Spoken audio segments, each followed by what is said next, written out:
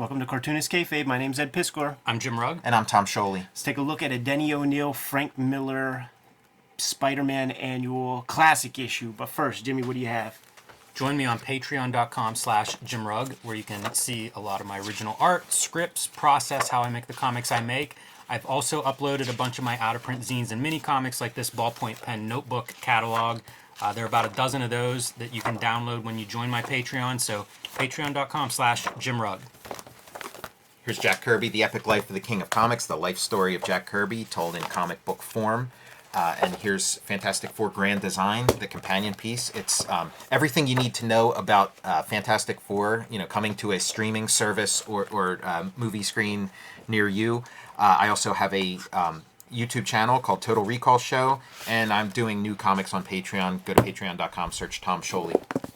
Got to thank you, Kayfabers, man. You made issue 4 of Red Room more popular than issue number 2, and I can't thank you enough. Murder on the Dark Web for Fun and Profit is the name of the game in the Red Room universe. Every issue completely self-contained, so if you see a comic, scoop it up, give it a try, you dig it, grab another one. You're getting a full meal with every single one.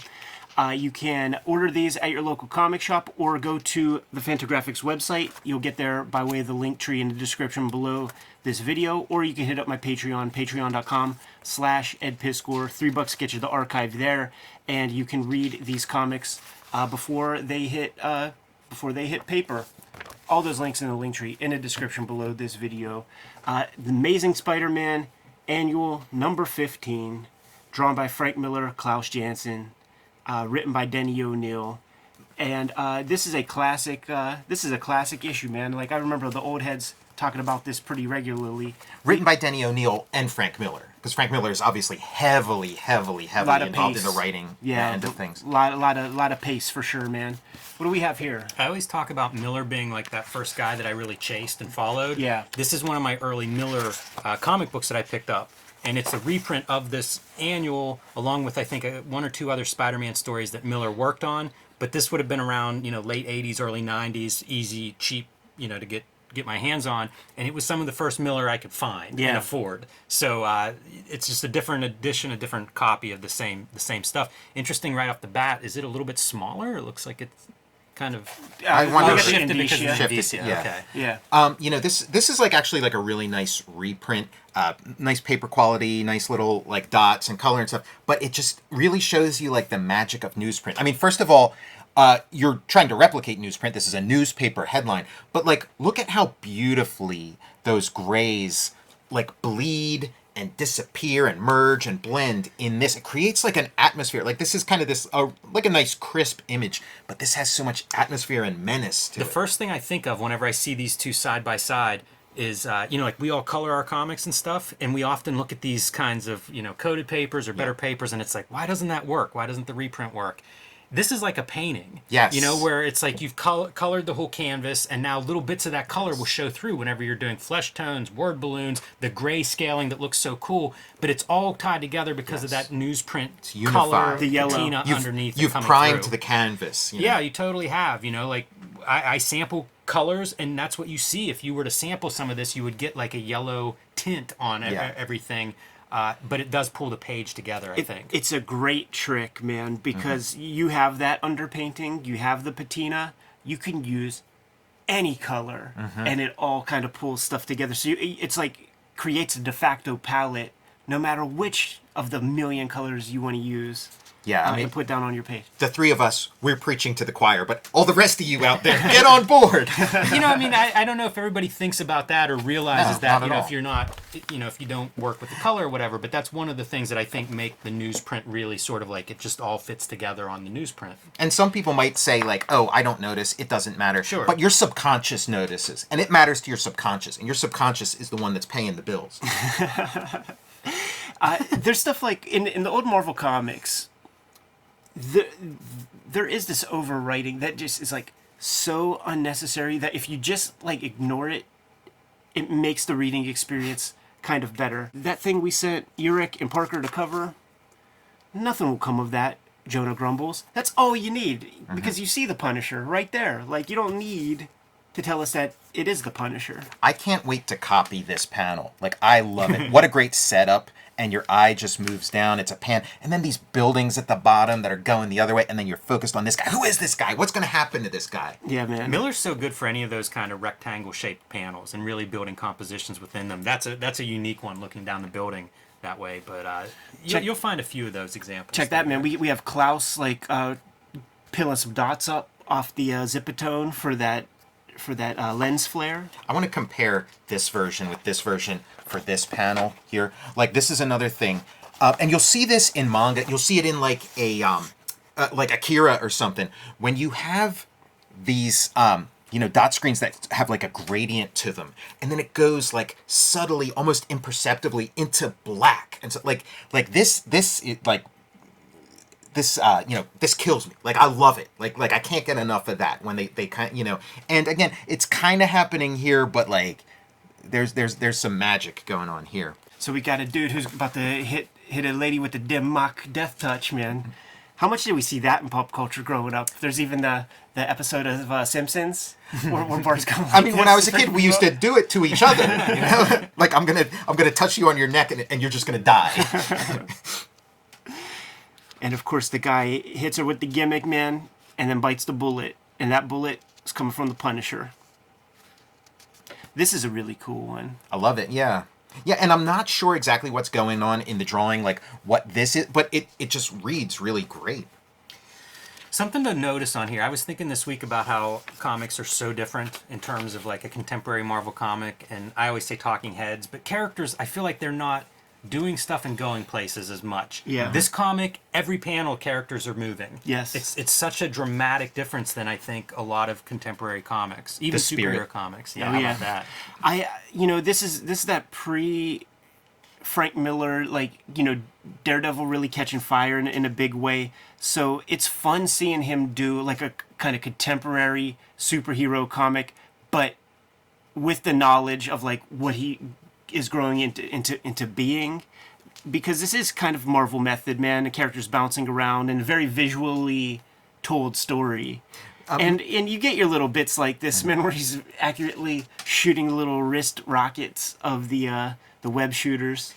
This story also reminds me of, there are probably 3 or 4 versions of Spider-Man that I am totally in love with the design of his costume. And this one was not in vogue. Whenever I would have been reading even this story, would have been late 80s, I was like McFarlane Spider-Man, very fine line webbing and the big eyes and stuff. But whenever I see this version of Spider-Man, it's like, oh yeah, I really like that one. I think of that as more of that classic Silver Age kind of Spider-Man. It works. Yeah. It's a good design. Miller was such a perfect fit for Daredevil. Like, all the quirks of Daredevil kind of like play to his strengths. But man, like, I love him on Spider-Man. And there are precious few Miller Spider-Man stories, but like, I want more. Like, I want 100 issues of Is Spider-Man. that one duotone Spider-Man cover in there? Take a look and see. You got to make note, man, of the circulation 5 million, because that's an important story piece. Such a smartly put together story, just like and using like the medium, like, we're looking at a newsprint, ink on paper medium, and then important story information is being conveyed in a way you don't even know. I want to know who came up with that gimmick, because I mean, I'm leaning towards Miller. I actually think O'Neill. O'Neill, really? I think he was a journalist. Yeah. So you think it's something he had in his back pocket, like he was waiting for, like, a story, like, one of these days we got to do a story. I mean, I just like, because I'm such a Miller fan, it's like anything good in here I'm attributing to Miller, but yeah, that might not be fair. Surprise, surprise, man. The Dim Mock Death Touch is a gimmicked ring that has some poison on it, and our coroner... Don't tell Count Dante. ...finds out the hard way, I know, right? So Punisher comes... He's getting that ring, man, by any means necessary. This will only take a second after he rips out that knife. Look at how great it is, too. Like, that knife is, like, 5 times the size of his finger, which is perfectly positioned there to compare it. Yeah, and he's, like, he's going to be pressing that down, like, with that finger, like surgically.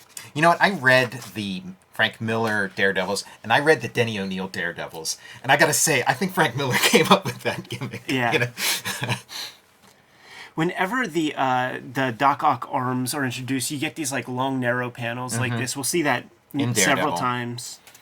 He does well with the arms. Yeah. They're very simple graphically, but they also work really well. You know, it's like 2 lines to show the metallic part, and they're just that zips lines in the middle. themselves. Yeah. You've seen like Spider-Man and Doc Ock clash a million times by a million like great, phenomenal artists, and it's he created a totally new way of doing it that's just so much fun. How about this, man? Dude, Yeah, spinning spinning around in around. circles. Love it.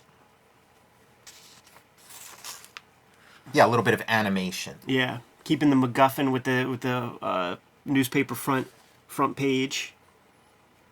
I really enjoy those. Yeah. And they do look 1,000 times better on the newsprint than on the nice stark white paper.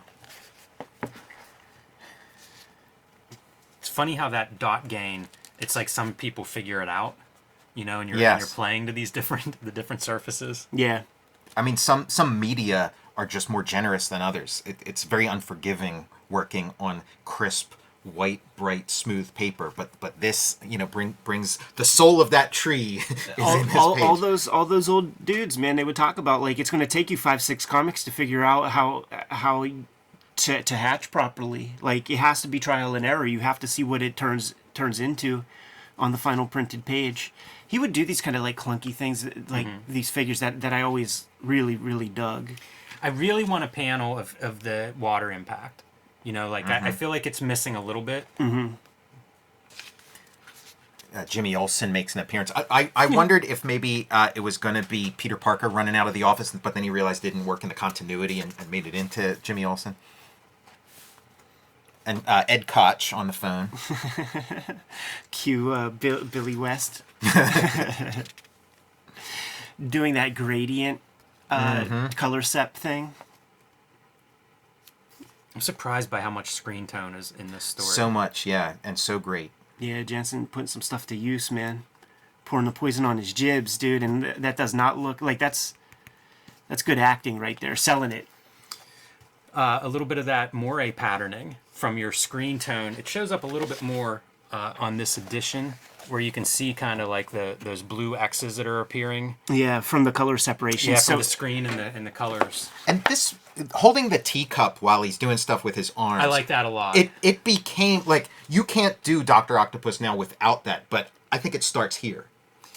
I don't know where it starts, but it's definitely like that Marvel storytelling of like the character's not just standing around doing nothing. And now I feel like that's the default version of most of these comics. Like I bet if you pull a random Marvel DC comic or Image comic off the shelf, half of the panels might be a character doing nothing. Yeah, I mean that's because the cartoonist has their phone on selfie mode with a timer, and they got to get into a position to snap that pic real fast. Well, I mean, Miller, like, he always has somebody doing a bit of business. They have an apple, and then they bite it down to the core. They're doing something with their cigarette. So here, you know, and it tells you something about the character. So in Doc Ock's case, he's pretentious. So This is great that we're talking about this, because here's a panel of Doc Ock not doing anything. But that panel is that wide horizontal shot, and what are we getting out of there information-wise? There's a big wall Serenity, behind him. yeah. You know, like he is very susceptible back against this wall, and whenever that wall gives way to a bunch of water on the other side.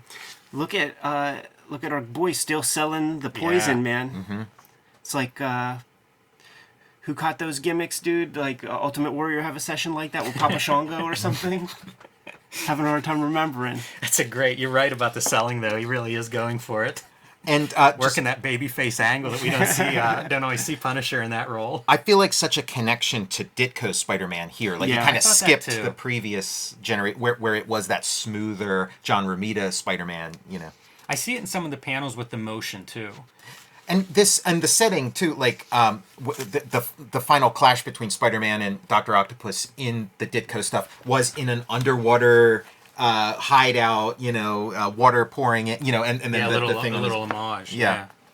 There's going to be another homage to Spider-Man Annual 1 when we see the climactic Yes. punch. Really nice page layout on the left there with that centerpiece of his eyes and stuff. Any way you can fit some animation into a comic, I think, is a good idea. When you see this, man, like that communicates a little Kubert energy, I think. Yeah, you're right. Yeah, I wouldn't have guessed Klaus Janson inking that sequence, you know, if I didn't know he was credited. Early before he really started. You know, this is back in the day when his task was to create congruency between Gene Colan and fill-in artist and Frank Miller.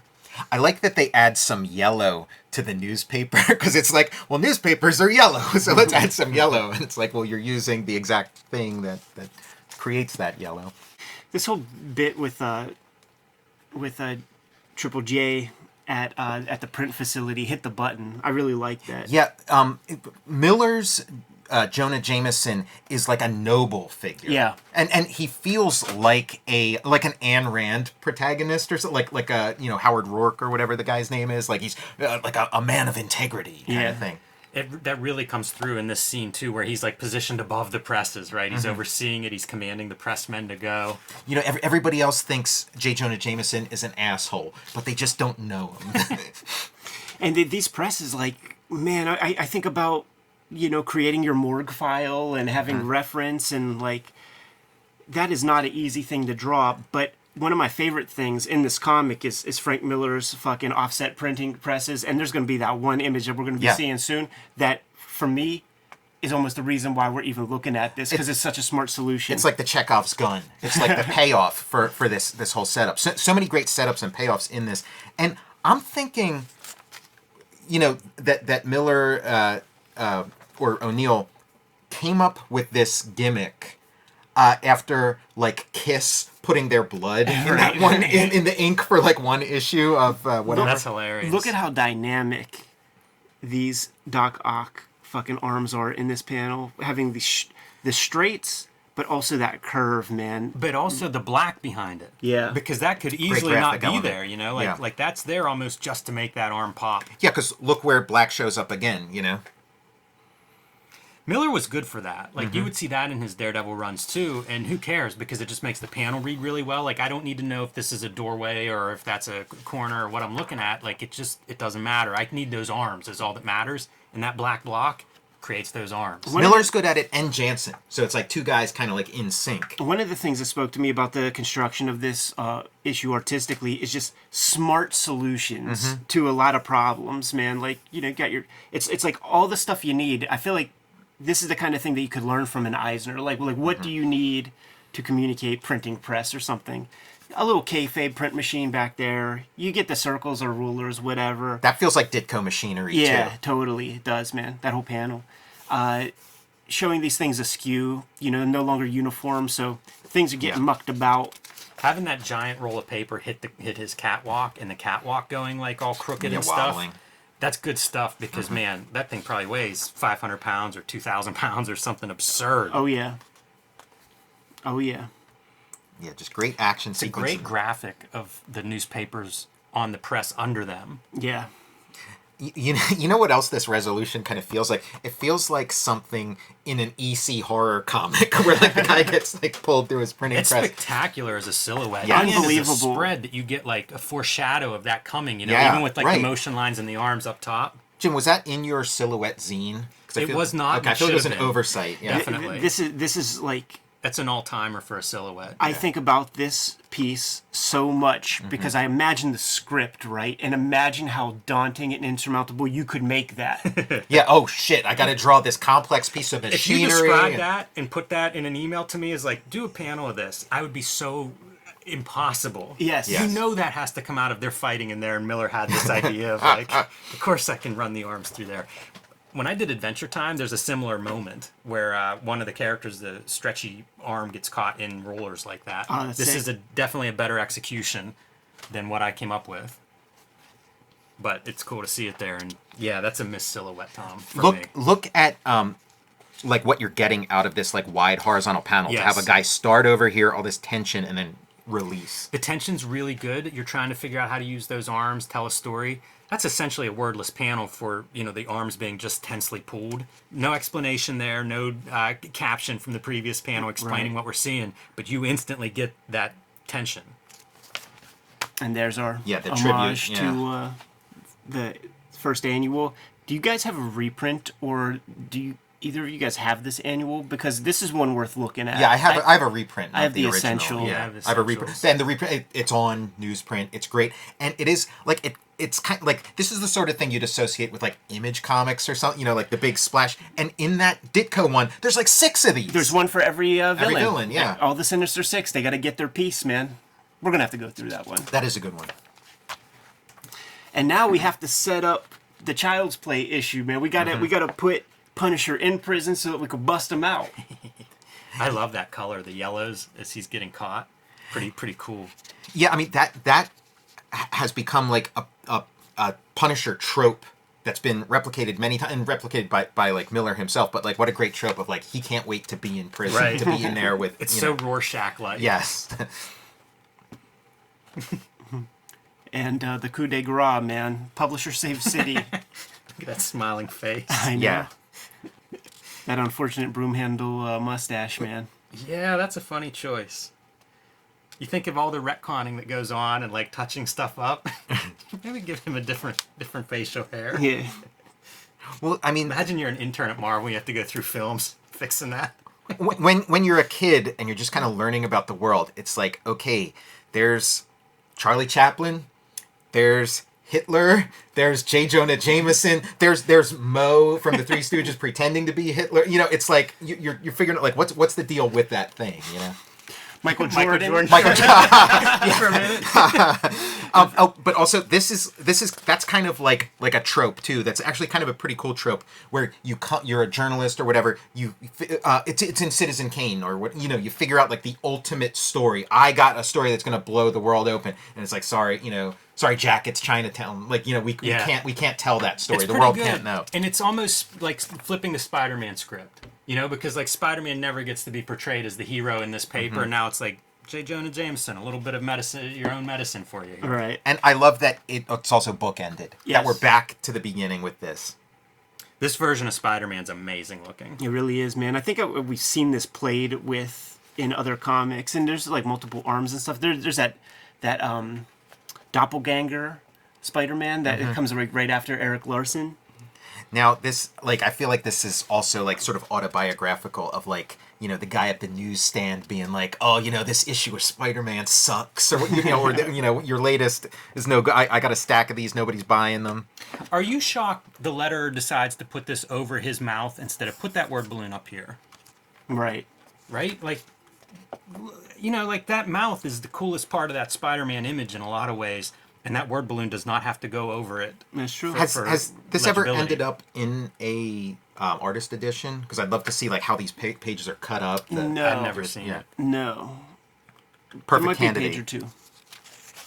Yeah. Anyhow, there it is, man. And here you can see how all your different heroes rack up against each other in terms of power. Yeah. Heavy nerd shits, man. I like this part too. It reminds me of after Ditko passed, somebody posted a little article about visiting his apartment and had a little diagram of it, and it kind of reminds me of that. Yeah, man. Separated by decades, but still. Russ M. I like that layout. Yeah, it's cool that they have some sort of continuity. I wonder if they have some kind of like Google SketchUp that they provide all of their jobbers to like keep the houses consistent and shit. Yeah, if they don't, they should pay you for that idea and implement that part of their modeling sheets. And this is kind of like pointing the way towards every so often in an issue, in the early issues of Miller's Daredevil, you'd see like the layout of Matt Murdock's apartment and his little roof that pops up and things. Look at what Punisher could have been with that goofy hair. What about the skull with the eyeballs Just a behind random him? Like, skull? what does that have to do with Punisher? I know. He looks like a Mike. Is that a Mike Grell drawing? He looks like a Mike Grell character. I don't think so. Did Mike Grell do any Marvel art?